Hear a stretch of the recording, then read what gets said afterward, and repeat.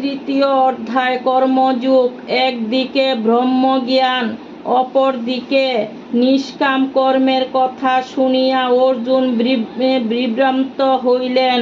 তাহা বুঝিয়া শ্রী ভগবান শ্রীকৃষ্ণ বলিলেন, হে অর্জুন, আমি মানবের হিতার্থে বেদ ধর্ম প্রচার করি।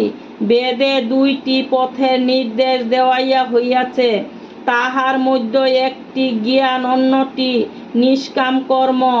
আজীবন ব্রহ্মচর্য পরায়ণ ব্যক্তি জ্ঞান মার্গের অধিকারী।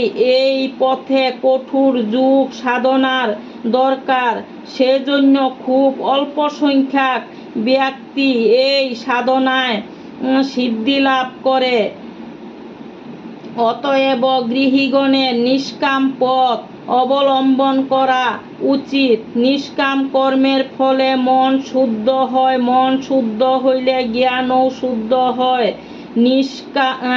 নিষ্কাম কর্মীগণের সর্বদা মনে রাখিতে হইবে যে যে কার্যে তিনি ব্রতী হইয়াছেন, সেই কাজ শ্রী ভগবানের, তাহার নিজের নহে।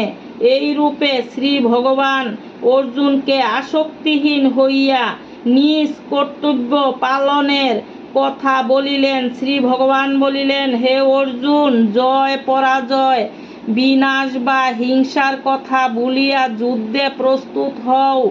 যেহেতু যুদ্ধই ক্ষেত্রধর্ম, যে আপন ধর্ম ত্যাগ করে তার মতো পাপী আর কেহ নাই।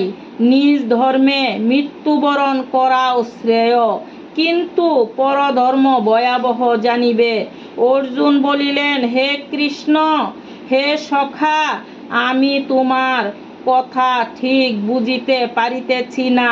শ্রী ভগবান বলিলেন, হে অর্জুন, অগ্নি যেমন ধূমাবৃত থাকে, সেইরূপ ক্রোধ, দ্বেষ ও হিংসারূপ ধোঁয়াতেও মানুষের জ্ঞান আচ্ছন্ন থাকে। অতএব তুমি হিংসা, লোভ, মোহ প্রভৃতি ত্যাগ করিয়া নিজেকে জানিতে চেষ্টা কর। তাহা হইলে সম্যক অবগত হইবে। জয় গোবিন্দ।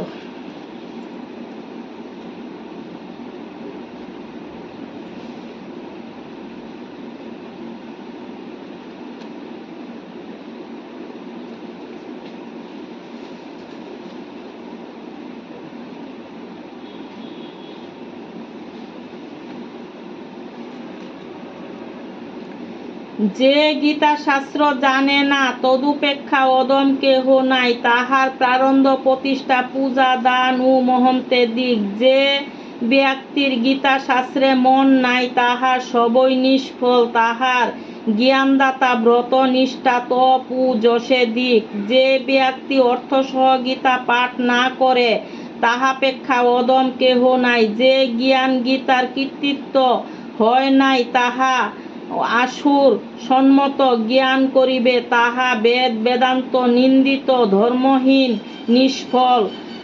ধর্মময়ী গীতা সর্বজ্ঞান প্রদায়িনী। তাহা সর্বশাস্ত্রের সারভূতা ও পবিত্রময়ী রূপে প্রশংসিতা।